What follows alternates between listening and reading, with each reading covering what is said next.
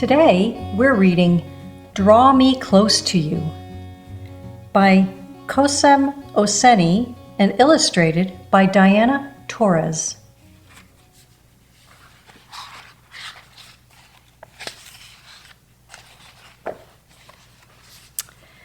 Somewhere in a vibrant, hip city lived an African boy named Tunde.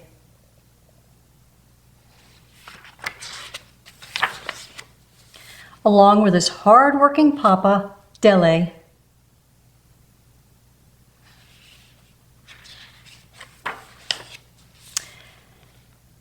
After his loving mother had passed from a dreadful disease, Tunde spent his days drawing and painting. His art kept his mother's smile just strokes away and turned his feelings from bitter to sweet.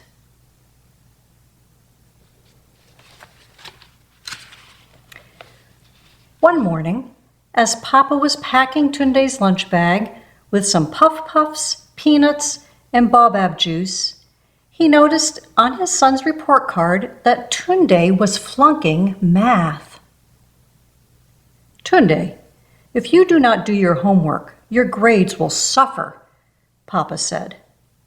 But Tunde's eyes were glued to yet another drawing, ignoring his papa's pleas.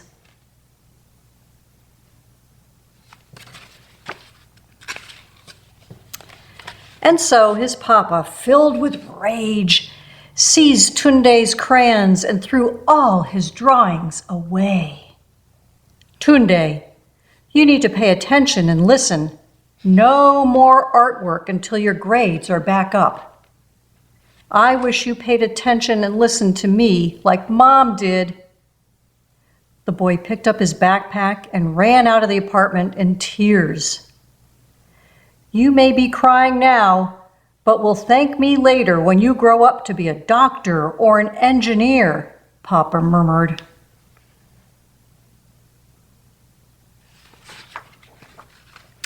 As Papa readied himself for a long day of work, he heard tires screeching and cries from neighbors. He sprinted out the door and found Tunde lying still on the street.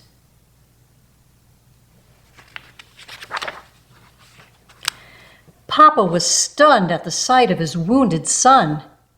His mind raced back to the fight his wife had lost and was shaken by the thought of losing his beloved boy.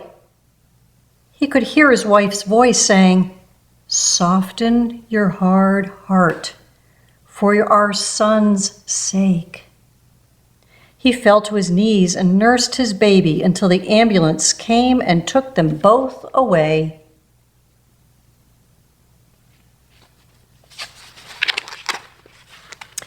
3 weeks passed before Tunde awakened from a coma. His injuries had healed and his recovery seemed complete, except for one thing. He didn't remember anything, not even the bearded man looking at him with loving eyes.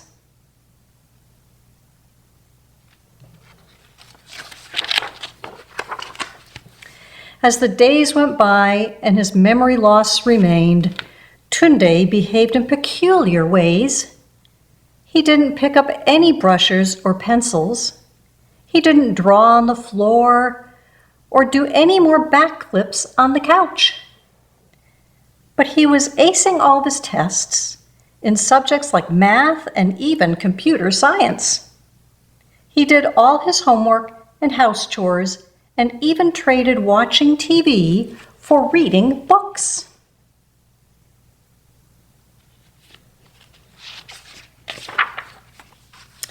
But Papa wasn't happy. He missed his son's liveliness and infectious laughter. He realized that Tunde's good grades could not make up for his love. Neither riches nor success could replace his joy.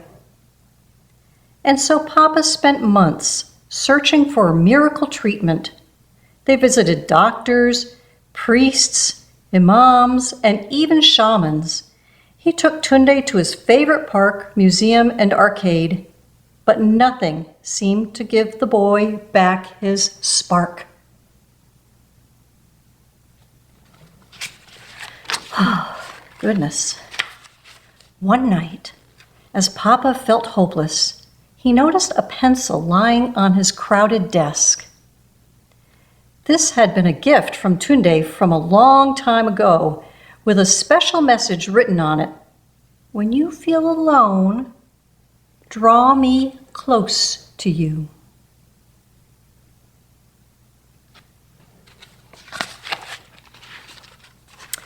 As if it had magical powers, the pencil enchanted him for what seemed like hours, bringing back memories that art brought to his family. Having paint fights with Tunde when Mama was away, and attending local art fairs where they bought art and laughed without a care. It had been a while since Papa had made a work of art, for raising a son alone was no walk in the park. Overwhelmed with shame and guilt, he picked up the pencil and drew all night until he fell asleep.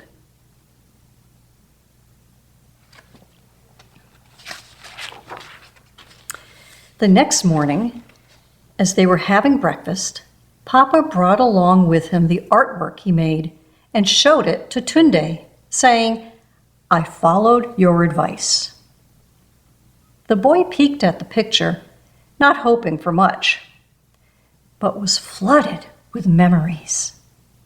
Suddenly, he could see his mama and remembered their time together, her laughing, her singing, and the comfort of her loving arms.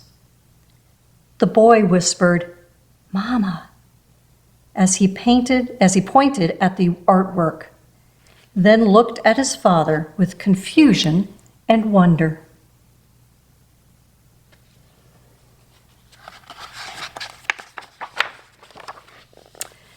His eyes widened and he jumped into his papa's arms as they both burst into tears.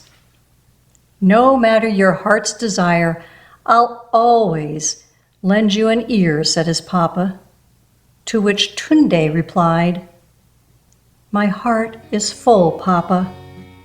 All I need is right here."